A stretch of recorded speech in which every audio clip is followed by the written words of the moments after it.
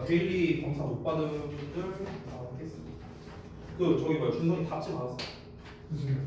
데일리 답지. 네, 맞습니다. 자, 보자. 뭐야? 이거 겹쳐서 쓰지 말고, 알았지? 조사하면 이해해드릴게요. 처음에 쓴 답을 좀 보고 싶어서 그런 거니까.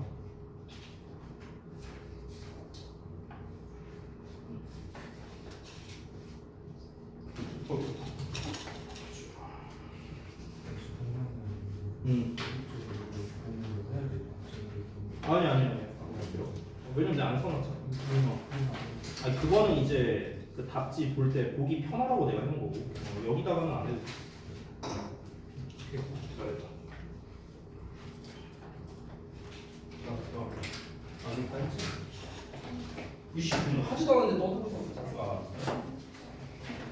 됐어 내가.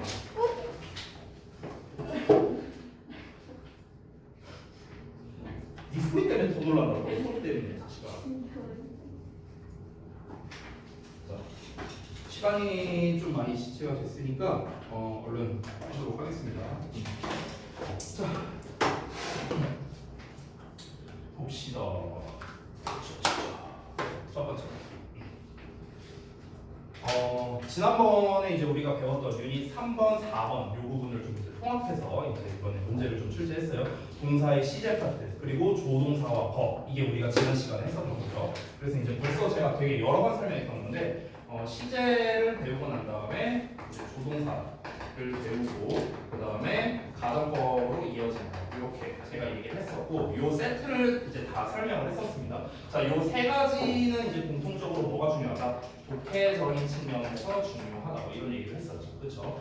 여기에서 이제 시제 관련된 거는 제가 헤드 PP 제외하고는 사실 낼 만한 게 없다 이런 얘기를 했었어요. 그래서 이번 데일리 테스트를 보셨으면 알겠지만 제가 일부러 시제에 관련된 문제는 내지 않았습니다. 왜냐하면 실제로도 출제율이 낮으니까요. 조동사 같은 경우도 마찬가지였습니다. 조동사도 대부분 이제 독해적인 측면이 중요하기 때문에 어법 문제 출제율이 굉장히 낮다. 그리고 가정법 같은 경우도 마찬가지였죠. 가정법은 이제 특히나 영작 측면에서 좀 나올 수는 있다고 했었습니다. 특히 without 가정법을 활용해서 그렇죠? 이런 측면이 이제 시험에 나오지만 어쨌든 제가 출제한 문제가 영작은 아니기 때문에 가정법 자체에서는 출제하지 않았는데요. 가정법에서 좀 특수 가정법이 있었죠. 우리 should를 활용한 가정법 기억나죠? 오늘 데일리도 나왔던 거. 그래서 오늘 제가 중점적으로 냈던 건요. 그냥 동사 관련 어법 그리고 지난번에 배웠던 should를 활용한 특수 가정법 이렇게 두 가지를 중점으로 좀 출제를 했고요. 당연히 이 이외에도 제가 이제 지난번부터 계속 이제 가르쳐 드렸던 동사 관련 어법, 절 관련 어법, 기타 이걸 다 묶어서 출제를 했습니다. 자, 첫 번째 문제부터 보자면요. 비동사의 밑줄 쳐져 있어. 이거는 제가 방법을 알려드렸었죠. 비동사 밑줄은 뭐다? 스위치나 대동사 둘 중 하나다. 이 얘기 했었죠. 스위치 문제라면 뒤에 보호가 나오진 않아. 대동사 문제는 뒤에 보호가 안 나온다. 이런 얘기도 했었죠. 그래서 뒤를 보면은 risk word라는 PP 형태. 자, PP라는 거는 뭡니까? 형용사예요. 형용사이기 때문에 당연히 보어죠, 보어. 그렇기 때문에 뒤에 보어가 나와 있으니까 이거 무슨 문제다? 스위치 문제다. 이렇게 정리가 됩니다. 자, 스위치 문제니까 이제 결국에 문제 의도가 R라고 나와 있으니까 R 쓸래, is 쓸래 이렇게 되는 거죠. 그러면 주어만 잘 찾으면 끝나겠네요. 문장 주어는 the global economy인데 여기 until이라는 접속사 나와 있으니까 landing이 새로운 주어가 된 거죠. 그래서 landing 동명사 주어잖아. 따라서 관수 취급 is가 정답이다. 이렇게 풀면 되겠죠. 자, 그 다음 넘어가서 두 번째 문제 보겠습니다.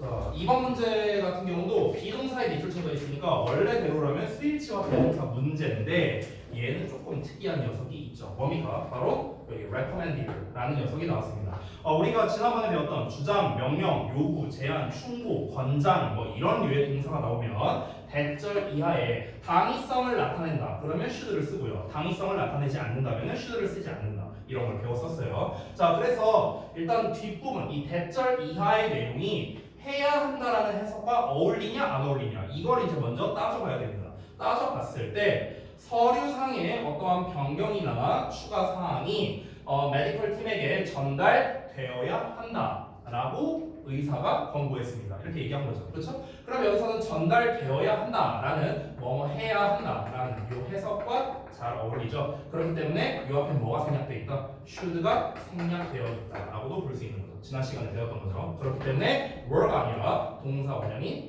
be로 써줘야 맞겠다. 얘 같은 경우는 이제 문제 유형을 제가 이제 문제지에다가 2개 체크라고 했었는데 얘는 동사 관련 어법이긴 하지만 사실은 이제 특수 가정법과 연결되어 있는 거기 때문에 기타와 섞여 있는 문제다 이렇게 볼 수가 있습니다. 자, 3번도 똑같은 문제예요. 똑같은 문제고 여기에서는 suggest가 나왔습니다. suggest는 이제 기본적으로는 제안의 뜻이지만 우리가 시사하다 또는 암시하다 뭐 이런 뜻도 있잖아, 그렇지?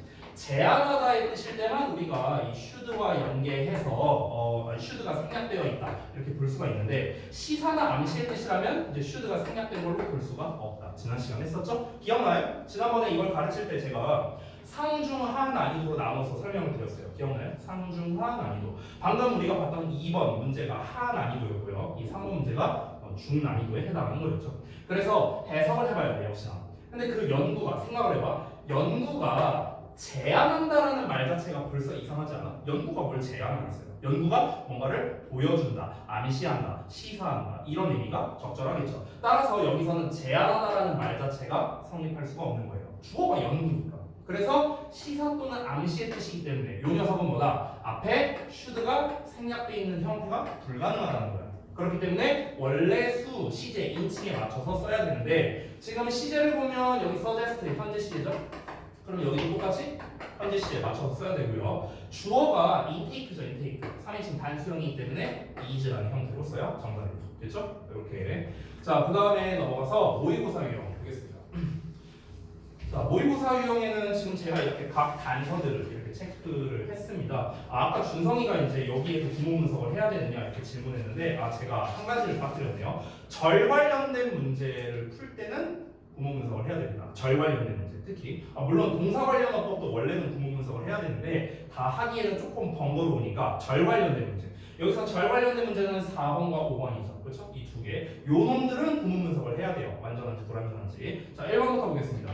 was in progress에 지금 밑줄 쳐져 있어. 그럼 누가 보더라도 능수동 문제잖아. 그렇죠? 하지만 우리 제대로 하자고요. 동사 자리가 맞나 아닌가. 자, 앞뒤 부분을 확인해 봤을 때 지금 여기서 문장이 끝나죠? 없어요, 동사가. 그럼 여기는 동사 자리가 맞으니까 수, 시제, 해를 신경 써야겠죠. 자, 스위치는 feel이니까 단수형을 쓰면 되겠고요. 시제는 여기에 in the middle age라는 중세 시대라는 말이 나왔으니까 당연히 과거형이겠고. 그 다음에 지금 spinning wheel이라는 게 도입된 건지 도입을 시킨 건지 이걸 봐야 되는데 당연히 도입된 거겠죠. 그리고 뒤에 목적어도 없죠. 그러니까 수동태로 써야 되죠. 따라서 과거형 수동태 was in progress가 됩니다. 1번은 문제될 게 없다. 이렇게 풀면 되고요. 2번. 자, 여기 dam이라고 나오는데 이 녀석의 문제 의도는 2개라고 했습니다. 제가 여기 근거 과정에는 안 써놨지만 damn 쓸래, 있을래 이런 문제가 될 수 있고 아니면 damn 쓸래, damn salved 쓸래 이 둘 중에 하나가 문제 의도다라고 볼 수 있어요. 자, 일단은 제가 제기대명사를 기준으로 여기다가 근거 과정에 써놨기 때문에 얘를 기준으로 풀도록 할게요. 자, 봐봐. 여기 사실은 내가 원래 2번이 아니라 원래는 요걸 문제로 내려고 했었는데요. 이거는 이제 제가 아직 수업 시간에 다루지 않은 녀석이기 때문에 출제를 안 했습니다. 미리 말씀드리자면 여기가 과목적어예요. 과목적어. 미리 말하자면. 여기 투부정사 보이죠? 여기 요 이하. 여기가 이제 진목적어. 이렇게 생겼거든요. 지금은 뭔지 몰라도 돼. 과목적어, 진목적어. 제가 설명 안 했으니까요. 중요한 건 뭐냐? 얘가 과목적어, 진목적어다라는 게 중요한 게 아니에요. 중요한 건 뭐냐? 투부정사가 나왔잖아. 투부정사. 근데 앞을 보면은 for some women 이렇게 나와 있어요. 투부정사 앞에 for 어쩌고가 나왔다? 이거 뭐야? 의미상주어야. 의미상주어. 이거 우리 중딩 때 배우잖아. 그렇지? 투부정사 앞에 for 목적격 쓰거나 오브 목적격 쓰거나 이거 배우잖아. 그렇죠? 요 놈이 의미상주어야. 자, 그러면은 제가 이 제기대명사에 대해서 설명할 때 뭐라고 했었냐면 제기대명사의 핵심은 의미상주어를 찾는 거다. 이게 핵심이라고 했습니다.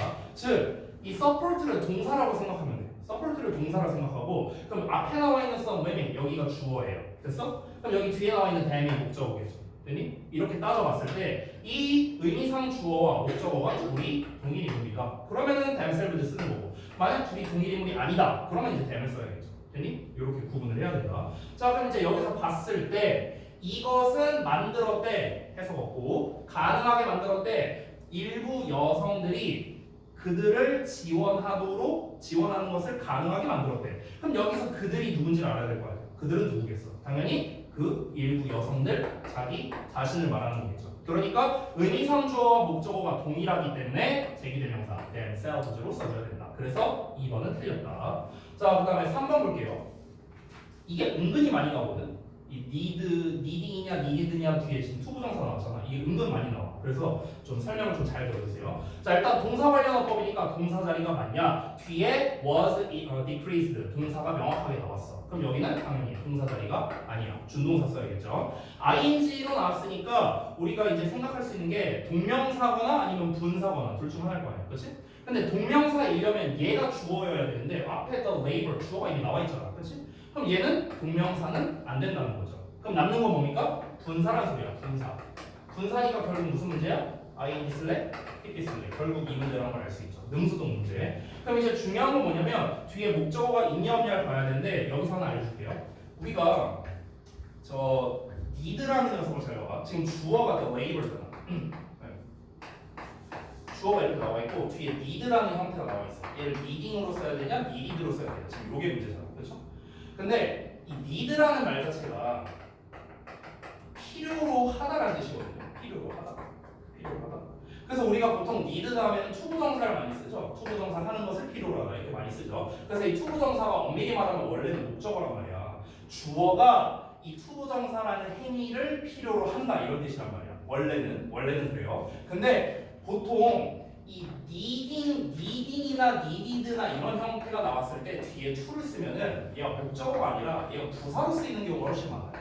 부사로 쓰이는 거. 이건 팁을 알려준 거고 좀 더 구체적으로 보자면 앞에 있는 지금 이 needing이든 needed든 어쨌든 얘가 얘를 수식하는 구조일 거 아니야. 그렇잖아. 왜냐면은 지금 labor 주어 나왔고 was decreased 동사 나왔어. 주어 동사 멀리 떨어져 있으면 내가 뭐라고 했지? 중간에 있는 게 얘 꾸며주는 거라 했잖아. 얘기했잖아. 그럼 일단은 얘는 확실한 게 ing needing이냐 아니면은 needed냐 일단 이 문제인 게 확실해졌잖아. 이 상태에서 이 수식받는 명사 있죠. 수식받는 명사. 잘 보세요. 우리가 어떤 형용사가 명사를 꾸며줄 때는요. 이 명사가 의미상 주어가 되는 거예요. 다시. 형용사가 명사를 수식할 때는 이 수식받는 명사가 의미상 주어라고요. 됐어?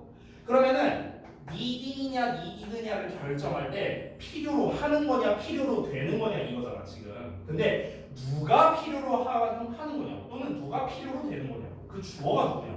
주어가 수식받는 명사라고. 수식받는 명사 레이버라고. 여기까지 이해됐어? 됐어? 그러면은 얘 입장에서 봤을 때 노동이잖아. 노동. 그럼 노동이 뭔가를 필요로 한다라는 말이 안 된다는 거예요. 아니 사람이 뭔가를 필요로 하겠지. 노동이라는 애가 뭔가를 필요로 한다라는 건 말이 안 되잖아. 그렇죠? 그렇기 때문에 여기에서는 필요로 되는 노동이라는 말이 적당할 수밖에 없다는 거야. 그럼 뒤에 나와 있는 투부정사 정체가 뭐냐? 제가 저기다 써놨는데 얘는 부사예요. 부사. 그래서 해석이 어떻게 된다? 하기 위해가 되니? 그러면 지금처럼 needed to make favor 이렇게 나왔잖아. 그럼 직무를 만들기 위해 필요로 되는 노동력 이렇게 해석이 되는 거예요. 따라서 뒤에 목적어가 없다라고 취급이 되는 거지. 근데 지금 이런 문제 같은 경우는 뒤에 목적어가 있냐 없냐로 판단해서 풀기가 좀 어려워요. 지금 이 몇 번이냐 3번 문제 같은 경우. 왜? 우리 입장에서는 need 뒤에 투부정사 나오는 게 우리 입장에서 너무 익숙하고 그리고 이 투부정사가 원칙적으로 목적어가 맞거든. 그럼 이 투부정사가 목적어인지 아닌지 우리가 판단하기가 어렵다는 거예요. 문제를 풀 때는. 그러니까 이런 3번과 같은 문제를 풀 때는 우리가 어떻게 해야 되냐? 해석을 해볼 수밖에 없어요. 그래서 결론은 항상 뭡니까? 능동대 수동 문제를 풀 때는 언제나 뒤에 목적어가 있다, 없다 이걸로 풀 수 있지만 이것만으로는 풀면 안 된다는 거예요. 이것만으로 풀면 안 되고 그래서 의미상 주어가 하는 거냐 의미상 주어가 당하는 거냐라는 해석까지 들어가야 돼요. 지금 한 것처럼요. 됐어? 의미상 주어 노동이 필요로 하는 거냐 노동이 필요로 되는 거냐 해석까지 해봐야 돼요. 언제나. 알겠죠? 그래서 항상 태 문제가 시험에 잘 나온다고 했어요. 해석을 해봐야 됩니다. 됐나? 그래서 3번 need가 정답이다. 됐고 그 다음에 4번 갈게요. 절 관련된 문제니까 앞부분부터 구문 분석하는 거지. 주어 나왔고 동사 나왔고 보어 나왔어. 완전한 문장이네. 그럼 뒤에 뭐가 필요해? 여기까지 완전한 문장입니다. 다시 자, 또 간만에 하니까 헷갈릴 수 있죠. 앞에 완전한 문장 나왔어. 그럼 이제 뒤에 필요한 건 뭡니까? 수식어잖아. 수식. 됐어요? 자, 근데 뒷부분을 봤어. The people began to regard it as something to be disposable 어쩌고 저쩌고 쭉 나왔어. 그래서 내가 구문분석을 다 해놨죠. 주어, 동사, 목적어 나오고 투부정사의 목적어도 제대로 나오고 전치사의 명사 나오고 to be disposed of 나오고 이 전치사에 대한 명사가 요 왼절이야. 왼절. 됐어? 여기까지. 그럼 여기 콤마에서 끝났으니까 완전한 문장이 나왔죠. 그럼 뒤에 완전한 문장이 나왔으니까 요 박스 자리에 뭐가 들어가야 돼? 수식어나 접속사가 나와야겠죠. 완수불명에 의해서 완전한 문장은 수식어나 접속사가 짱이니까. 네? 자, 그러면 이제 지금 밑줄 쳐 있는 형태가 대시란 말이야. 대. 근데 우리가 잘 알다시피 대시라는 거는 대부분은요 관계대명사 아니면 접속사거든. 그렇지? 근데 관계대명사는 지금 요 자리에 쓸 수 없잖아. 그렇지? 수식어나 접속사만 되니까. 그럼 얘 탈락. 남는 거예요? 접속사밖에 안 남는 거야. 되니? 그럼 이제 접속사 대를 써야 되는데 접속사 대시 종류가 많거든. 근데 지금 앞부분을 보면은 결정적 다양성가 있는 게 우리에게 너무나 익숙한 소대구문이죠. 소대구문. 되니? 우리가 흔히 이제 중2 때 배웠던 소대구문 너무 뭐뭐해서 뭐뭐하다라는 요 해석을 할 때 이 대시 바로 정체가 뭐냐? 접속사예요. 접속사. 정확하게는 결과를 나타내는 부사절 접속사다. 뭐 이렇게 배우는데 그딴 건 필요 없어요. 중요한 건 뭐냐? 얘가 접속사다. 이것만 알면 돼요. 소대구문이다. 뭐 이렇게 알아도 됩니다. 중요한 건 뭐야? 앞뒤에다 완전한 문장이 나왔다. 그래서 대신 문제를 배웠다. 이렇게 풀면 돼요. 자, 그 다음에 마지막 5번 보겠습니다. 역시나 위치 밑줄 쳐져 있고 앞부분 해야 되는데 여기 잘 봐봐. 앞을 보면은 in turn 이거 필요 없으니까 날리고요. The excess of paper 명사만 나왔어. 자, 이런 경우가 있어. 아니 그럼 얘는 완전한 문장인가? 불완전한 문장인가? 이걸 따지기가 좀 헷갈릴 수 있죠. 오히려 더 쉬워요. 봐봐. 앞에 명사가 나왔는데 지금 위치하고 밑줄이 딱 쳐져 있어. 이런 형태란 말이야. 지금 주어 동사도 안 나와 있어. 앞이 완전한지 어쩐지도 몰라. 이런 상황이죠. 근데 잘 보시면은 맨 앞에 명사가 나왔다는 거는 얘가 결국 뭐야? 주어라는 소리잖아. 근데 지금 위치 앞에 동사가 없잖아. 그럼 동사가 어디 있다는 거야? 뒤에 나와 있다는 거야. 됐어? 그러면 주어 동사 사이에 껴있네? 내가 뭐라고 했죠? 얘 꾸며주는 거라 했잖아. 그치? 그럼 동사 찾으면 돼. 동사 한번 찾아볼까? 여기 있네. was. 됐어? 그럼 요 was 앞부분 여기랑 요 위치 요 덩어리가 이렇게 수식하는 거죠. 여기까지 됐어요? 자, 근데 그럼 수식하려면 결국에는 형용사였잖아. 형용사. 위치라는 거는 관계대명사. 잘 알다시피. 관계대명사는 뭡니까? 가장 대표적인 형용사처이죠. 그렇죠? 그럼 여기에서 이제 위치가 들어갈 수 있는가 이것만 따지면 되겠네. 위치는 뒤에 불완전한 문장이니까 이것만 따져보면 되겠네. 뒤에 불완전한 문장 나왔죠. 바로 메킹 동사만 나왔으니까 주어가 빠져있잖아. 그러니까 위치는 문제될 게 없다. 뭐 우리가 조금 더 디테일하게 확인해 보자면 앞에 사람인지 아닌지 이것도 확인해 볼 수 있겠죠. 사람 아니니까 위치다. 됐어? 이렇게도 볼 수 있고. 됐니? 자, 여기까지가 데일리 테스트 풀이었습니다. 좀 자세하게 하느라 좀 길게 했고요. 자, 오늘 이제 또 다음 진도를 나가는데 어디 할지 모르겠어요. 지난번에 조동사와 법 했었고 유닛 5 능동태 수동태 여기 하면 되겠죠. 그렇죠? 유닛 6도 보면은 분사의 능동 수동 나와 있거든요. 그래서 유닛 5번과 6번을 같이 할 거예요. 한 방에 설명을 할 겁니다. 자, 그래서 책은 26쪽을 일단 좀 펴주세요. 26쪽. 자, 저는 이제 책 말고요. 좀 이렇게 비어 있는 페이지를 좀 띄우도록 하겠습니다. 유닛 5와 6은요 사실상 같은 결이에요. 같은 결. 똑같은 거예요. 어차피 능동과 수동을 구분하는 것이기 때문에. 자, 그렇습니다. 우리 제가 첫 시간에 나눠드렸던 고등 기출어법 프린트 있잖아요. 그 프린트를 보시면은 동사 관련 어법이 출제율이 50%였어요. 50%. 기억나죠? 근데 동사 관련 어법에서 동사 자리가 맞냐 아니냐를 검증을 하고 맞으면은 수, 시제, 태를 신경 쓴다. 아닌 경우에는 준동사를 써야 되는데 대부분은 뭐다? 능수동 비교하는 문제다. 이런 얘기를 제가 써놨었어요. 그렇죠? 그러면 동사 자리가 맞든 동사 자리가 아니든 중요한 건 뭐냐? 동사 관련 어법에서는 바로 이 태가 핵심이라는 거예요. 태가 둘 다 있잖아 지금. 그렇죠? 그렇기 때문에 사실상 능동과 수동을 구분하는 게 동사 관련 어법의 거의 대부분이라고 보시면 돼요. 알겠죠? 그래서 제가 매번 얘기하지만 이 능동태 수동태 유닛 5번과 6번은요 그냥 사실상 출제율이 그냥 99%라고 생각합니다. 어느 시험에서든. 그러니까 너네 내신이든 모의고사든 수능이든 더 나아가서 나중에 니네가 토익 시험을 보든 대학교 시험을 보든 뭐 공무원 시험을 보든 영어 시험의 종류와 무관합니다. 이 능동과 수동은 언제나 1순위예요. 1순위. 동사어법에서 1순위로 나오는 녀석이다. 그래서 중요하다. 그럼 이제 이 태 관련된 문제가 왜 그렇게 많이 나오는가? 아까도 제가 잠깐 얘기했었는데요. 태가 많이 나오는 이유는요. 그러니까 문법적인 요소와 해석적인 요소가 결합되어 있기 때문에. 그러니까 사실 어떤 일부 어법들은요. 해석을 안 하고도 풀 수 있는 애들이 많거든. 예를 들면 관계대명사 같은 해석 안 하고도 풀 수 있잖아요. 뒤에가 완전하냐 불완전하냐. 구문 분석만 할 줄 알면은 우리가 풀 수 있단 말이야. 그런데 이 능동과 수동을 구분하는 거는요. 해석을 안 하면 해결이 안 돼요. 그렇기 때문에 이 매년마다 수능에서 100%로 출제가 되고 있습니다. 안 나온 적이 없어요. 안 나온 적이 없어요. 얘는. 그래서 제가 그만큼이나 중요하다고 강조를 하고 있죠. 그래서 지금 제가 제목을요. 능동 대 수동으로 이렇게 나눠서 설명을 좀 하겠습니다. 자, 여기는 개념도 좀 중요하거든요. 그래서 개념부터 좀 차근히 설명을 드릴게요. 자, 일단 첫 번째, 능동과 수동의 개념부터만 알아봅시다. 개념부터, 기본 개념부터. 우리가 이제 흔히 중등부 때부터 굉장히 많이 배웠던 녀석이잖아. 능동태, 수동태 하면서, 그렇죠? 그래서 딱 너네 중2 때 했던 게 맨날 하는 게 이런 거 아니야. 뭐 얘를 뭐 이렇게 하고, 얘를 뭐 BPP로 쓰고, 뭐 얘를 바이 목적격 쓰고, 맨날 뭐 이런 거 하잖아, 그렇지? 뭐 그래서 바이 목적격이 뭐 생략되는 경우 뭐 이런 거 배우고 했죠. 이런 거 다 됐고요. 중요한 건 뭐냐면 능동과 수동이라는 거에 대한 일단 개념부터 확실하게 알아야 됩니다. 자, 첫 번째 능동태부터. 자, 지금 우리가 능동 대 수동을 배우고 있는데 얘는 당연히 뭡니까? 동사 관련 어법이에요. 너무나 당연하지만, 그렇죠? 자, 그러면 언제나 동사를 기준으로 생각을 해야 돼. 동사는 어떤 행동을 하는 거죠. 행동을. 그러면 능동태라는 건 뭐냐면은 어떤 행동이 있잖아요.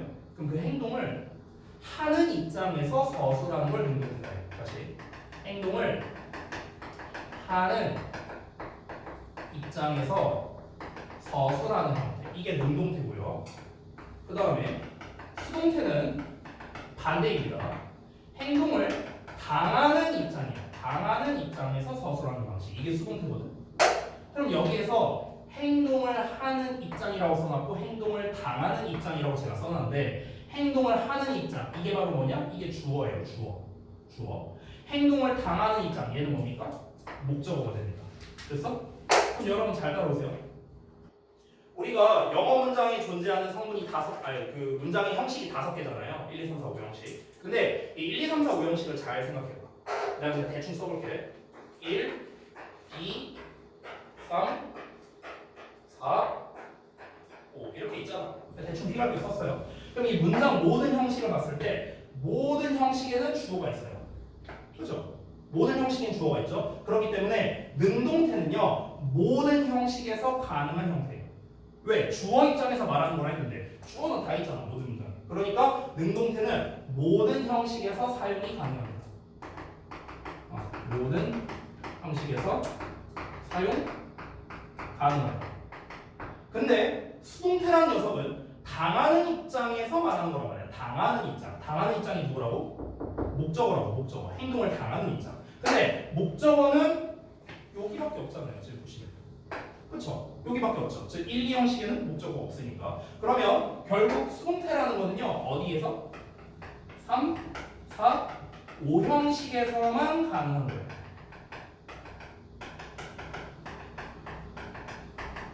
근데 여러분 여기서 3, 4, 5 형식에서만 가능하다고 했는데 이 3, 4, 5 형식에서 쓰이는 이 3, 4, 5 형식 동사를 우리가 뭐라고 부릅니까?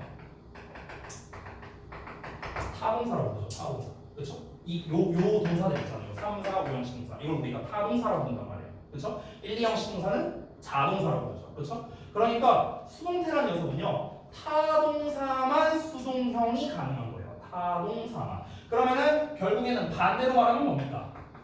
자동사는 수동이 안 된다. 이렇게 또 연결이 되는 거야. 됐어? 여기가 자동사죠. 근데 여기 목적어가 없잖아. 그러니까 수동형이 불가능하다. 됐어? 이 개념이 굉장히 중요합니다. 진짜 여기다 써놓은 거. 이게 굉장히 중요해요. 왜냐? 계속 시험 나오거든. 저걸 가지고.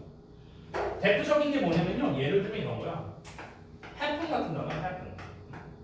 그럼 예를 들어서 happening을 쓸래, happened를 쓸래 이렇게 나왔어. 문제가 예를 들어 그럼 여기는 이제 능동형이고 여기는 수동형이라고 쳐볼게. 뒤에 동사가 있다고 쳐볼게. 그럼 여기는 동사 자리 아니니까 저기 현재 분사 쓸래 과거 분사 쓸래 이 문제잖아. 그렇죠? 그러면요 얘는 고민할 필요가 없어. 무조건 얘가 정답이야. 무조건 얘가 정답이야. 어떤 문장이 나오든 간에. 왜? happen은 일어나다 발생하다라는 대표적인 자동사거든. 자동사는 뭐가 된다? 수동이 안 된다. 그러니까 얘는 애초에 답이 불가능해. 되니? 그러니까 무조건 happen이 답이 된다. 됐어? 그러니까 이런 식으로 실제로 고등부, 특히 고등학교 1학년 때 이 자동사를 가지고 능수동을 내는 문제가 상당히 많이 나오거든. 그렇기 때문에 요 개념이 굉장히 중요하다. 왜 자동사는 수동태가 안 되냐? 그걸 알아야 될 거 아니야. 왜 안 된다? 자동사는 목적어가 안 나오니까. 목적어가 안 나오는 거랑 뭔 상관이다? 아니 수동태가 목적어 입장에서 말하는 건데 목적어가 안 나오는데 어떻게 수동태를 써요? 됐어? 그러니까 불가능하다. 이렇게 볼 수 있습니다. 자, 그 다음에 여기서 좀 추가적으로 알려드리고 싶은 이제 개념이 있는데요. 우리가 이제 3번으로 쓸게요. 3번. 사실 이제 유닛 5번과 유닛 6의 차이는 뭐냐면 유닛 5에는요 동사 자리에 나오는 능동태와 수동태입니다. 유닛 5는요. 유닛 6은요 분사의 능동과 수동을 비교하는 거예요. 됐어? 그러니까 동사의 능동 수동이고 유닛 6은 분사의 능동 수동이에요. 차이점이 이거야. 근데 사실상 별 차이가 없어. 결국에는 능수동이라는 맥락은 똑같으니까. 자, 근데 여기서 제가 사실은 분사에 대한 좀 추가적인 개념이 필요해서 잠깐만 좀 볼게요. 그 분사가 종류가 두 개가 있잖아요. 잘 알다시피 현재 분사가 있고 과거 분사가 있죠. 일명 우리가 PP라고 부르는 얘는 이제 ING라고 부르죠. 근데 이 현재 분사와 과거 분사 각각은요 의미를 두 개씩 가지고 있거든요. 언제나 분사는 의미가 두 개씩 있어요. 두 개씩. 현재 분사와 과거 분사는 기본적으로 능동의 의미도 있고 수동의 의미도 있습니다. 각각. 그러니까 능동의 의미일 때는 우리말로 해석할 때 뭐뭐 하는 이렇게 해석이 되고요. 니은자 받침. 수동 같은 경우는 뭐뭐가 되는 이렇게 해석이 되겠죠. 자, 또 하나씩 뭐가 있냐? 우리 ING 하면은 제일 먼저 떠오르는 게 뭐뭐 하고 있다라는 진행의 의미죠. 진행. 그래서 진행의 의미가 있다. 얘는 뭐뭐 하고 있는 이런 뜻도 있고요. 수동은 그 진행의 과거분사는 진행의 반대인 완료의 의미도 가지고 있습니다. 완료는 뭐뭐를 한, 뭐뭐가 된 이런 식으로 해석이 돼요. 되니? 그럼 여러분이 오해하시면 안 되는 게 예전에 어떤 학생이 이런 질문을 했어요. 선생님, 자동사는 PP가 안 된다면서요? 이렇게 물어본 적이 있는데 아니에요. 자동사는 PP가 안 되는 게 아니라 자동사는 수동이 안 되는 거예요. 이게 무슨 말이에요? PP에는 두 개가 있잖아. 그치? 그러니까 자동사는 얘가 안 된다는 거야. 얘는 상관없어요.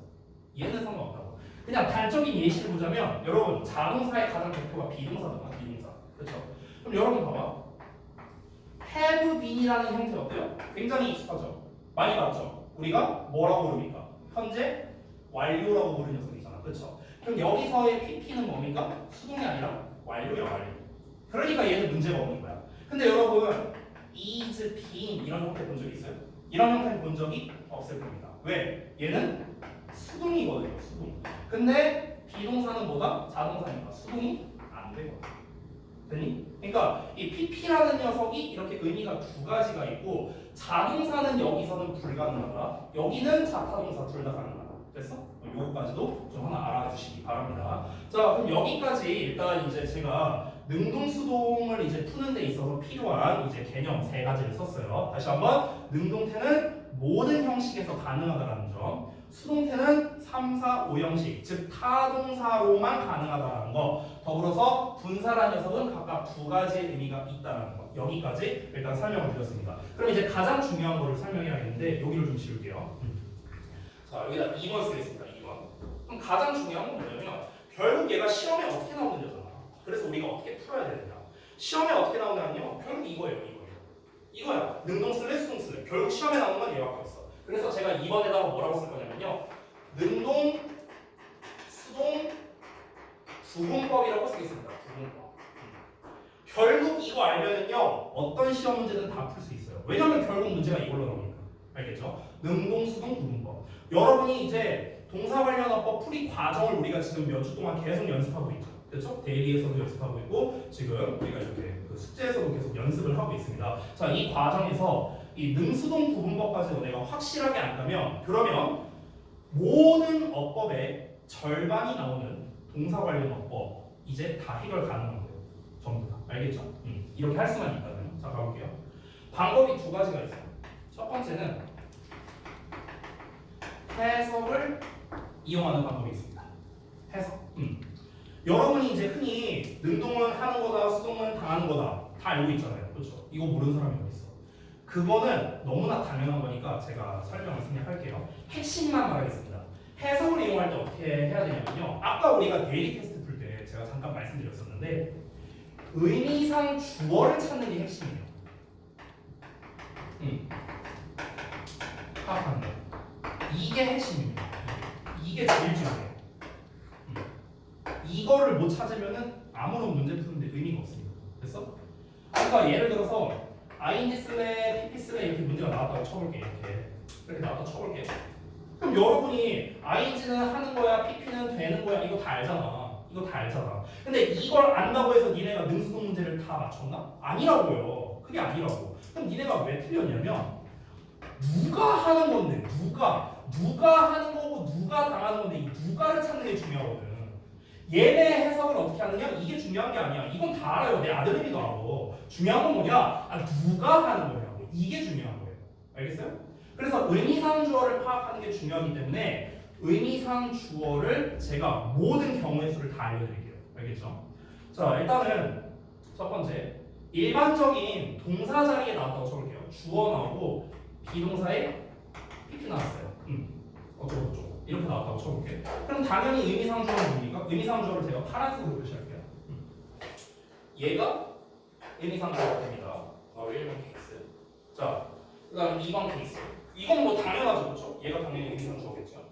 그 다음에 조금 업그레이드해서 5형식 구조를 볼게요. 5형식 구조. 주어, 동사, 목적어, 목적격 보어인데 요 자리에 예를 들어서 ing를 안 쓸게요. 능동이냐 수동이냐 이렇게 나왔다고 쳐볼게. 그럼 이때는 의미상 주어가 얘가 됩니다. 됐어? 왜냐면 목적격 보어니까 당연히 목적어가 의미상 주어가 되겠죠. 그렇죠? 자, 그 다음에 여기 좀 지울게요. 세 번째, 사실 동사 같은 경우는 그러니까 이 의미상 주어를 찾을 때 동사일 때랑 준동사일 때를 나눠서 생각해야 되거든. 동사일 때와 준동사일 때. 지금 얘는 동사잖아요. 그렇죠? 여기는 동사가 아니죠. 준동사죠. 그렇죠? 그러니까 동사 같은 경우는 어려울 게 없어요. 의미상 주어를 찾는 게 당연히 주어겠죠. 문장 주어. 그러니까 이거는 고민할 게 없단 말이야. 문제는 준동사의 의미상 주어를 파악하는 게 중요하거든. 준동사의 의미상 주어. 다시 한번 5형식 구조일 때는 요 자리에 막 투부정사도 오고 막 ing도 오고 pp도 오고 막 다 오잖아. 동사 원형도 오고 심지어 사역동사일 때. 근데 뭐가 오든 간에 무조건 의미상 주어는 목적어예요. 5형식 구조일 때는요. 됐죠? 자, 그 다음에 세 번째 케이스 보겠습니다. 아까 이제 얘기했던 건데 만약에 명사가 나왔어. 명사가 나왔는데 어떤 녀석이 수식해. 그냥 ing로 쓸게요. ing나 pp 어쩌고 나오고 얘가 이렇게 수식하는 경우가 나왔어. 그러면은 아까 뭐라고 했죠? 수식받는 명사. 얘가 의미상 주어가 되는 거야. 됐어? 얘가 의미상 주어. 그 다음에 네 번째. 네 번째는 이제 조금 특이한 경우라고 볼 수 있는데 이건 좀 나눠서 써야겠네요. 예를 들어서 투부정사 아직 쓰지 말아봐. 투부정사가 나왔어. 그럼 투부정사 앞에는 우리가 for 목적격, of의 목적격 이렇게 나오기도 하죠. 그렇죠? 그럼 당연히 이때 의미상 주어가 누구야? 얘네죠, 얘네. 그렇죠? 얘네가 의미상 주어. 동명사가 나왔어. 예를 들어 동명사. 동명사는 이제 우리가 의미상 주어를 표기할 때 보통 소유격이나 목적격으로 써주거든요. 앞에다가. 그럼 당연히 얘가 의미상 주어가 되는 거예요. 됐어요? 자, 마지막 다섯 번째 쓸게요. 마지막 다섯 번째는 이제 그 분사 구문의 경우예요. 분사 구문. 예를 들자면 이런 거. 예를 들어서 ing 쓸래, pp 쓸래 하고 어쩌고저쩌고 나오고 이거죠. 이게 분사 구문 형태잖아. 대표적인. 그러면은 이때는 의미상 주어가 누가 되냐? 주절의 주어가 됩니다. 주절의 주어.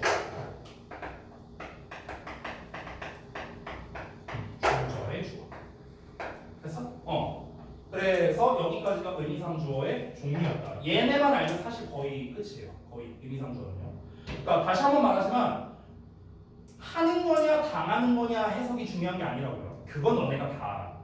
누가 하는 거고 누가 당하는 건데 그 누가를 찾는 게 핵심이야. 누가.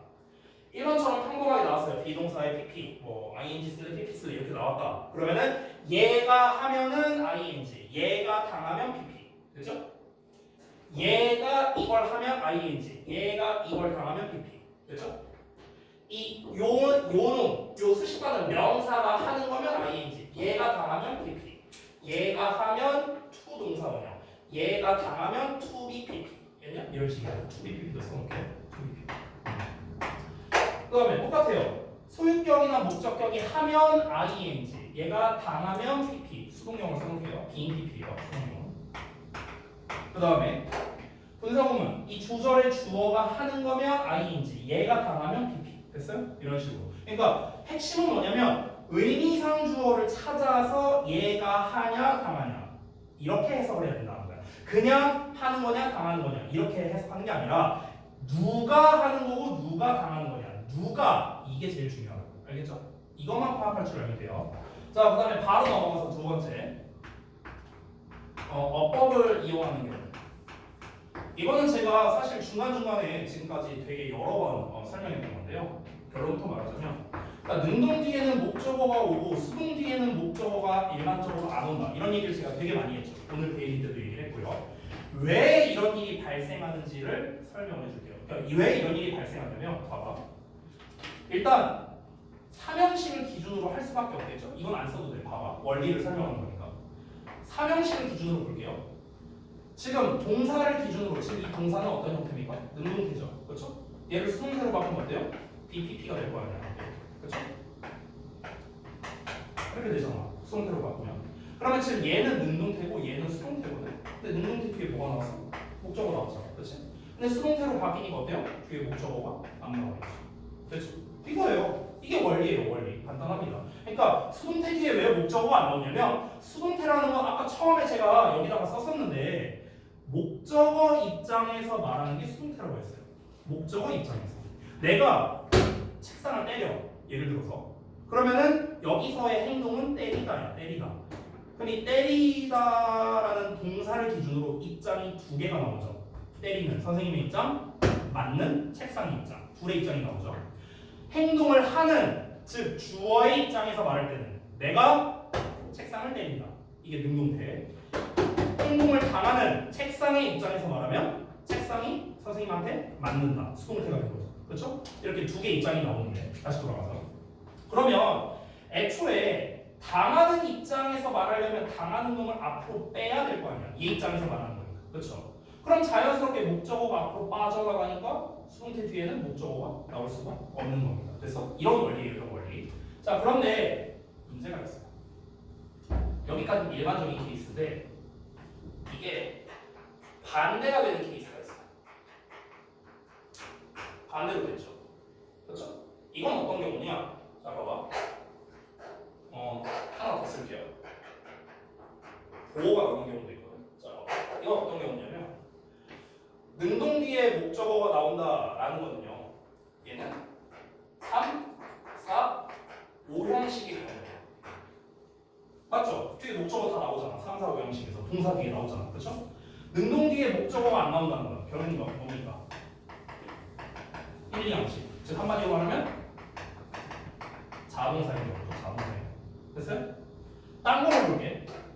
수동태 경우 세 가지가 있죠. 수동태 뒤에 목적어가 안 나와. 이건 어떤 경우? 3형식인 경우. 3형식. 뒤에 목적어가 나와. 뒤에 목적어가 나온다는 건 뭡니까? 목적어가 애초에 두 개였다라는 거죠. 그래서 4형식인 경우. 보어가 나오는 거죠. 목적격 보어가 나와 있는 5형식인 경우. 이렇게 됩니다. 됐어? 내가 여기서 형식을 써놓은 게 뭘 말하는 거냐면요. 지금 여기 능수라고 써놓은 요 자리 있잖아. 요 자리 여기. 이게 다 뭡니까? 다 동사 자리잖아. 동사 자리. 그렇잖아. 그러니까 이 동사가 3, 4, 5형식 동사냐, 1, 2형식 동사냐, 즉 자동사냐, 타동사냐. 그리고 수동태라면 당연히 이제 타동사여야 되는데 이게 3형식 동사냐 4형식 동사냐 5형식 동사냐 이거에 따라서 뒤에 오는 구조가 달라진다는 거야. 그런데 우리가 영어 문장을 쭉 살펴보면요 제일 많이 나오는 형식이 3형식이거든. 제일 많이 나오는 형식이 3형식이야. 그러다 보니까 일반적으로 요걸로 제일 많이 푸는 거죠. 3형식. 보여요? 그래서